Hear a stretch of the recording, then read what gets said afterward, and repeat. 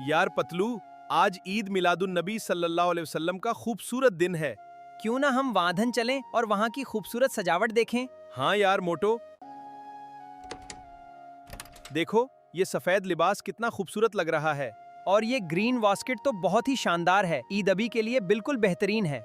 वाह पतलू, ये लिबास पहनकर तो ईद मिलादी खुशी और भी बढ़ गई है। हाँ मोटो, आज का दिन बहुत खूबसूरती से चलते हैं। बिल्कुल यार, सबको खुशियों में शामिल करेंगे।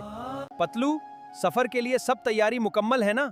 हाँ मोटो, सब कुछ तैयार है। पेट्रोल भी कल ही भरवा लिया था। जबरदस्त, अब खुशी खुशी मंजिल की तरफ चलते हैं। वाह पतलू, ये गांव तो बहुत ही खूबसूरत अंदाज में सजाया गया है। हर तरफ खुशी और मोहब्बत का खूबसूरत माहौल नजर आ रहा है। चलो अंदर चलकर इस खूबसूरत मंजर को देखते हैं।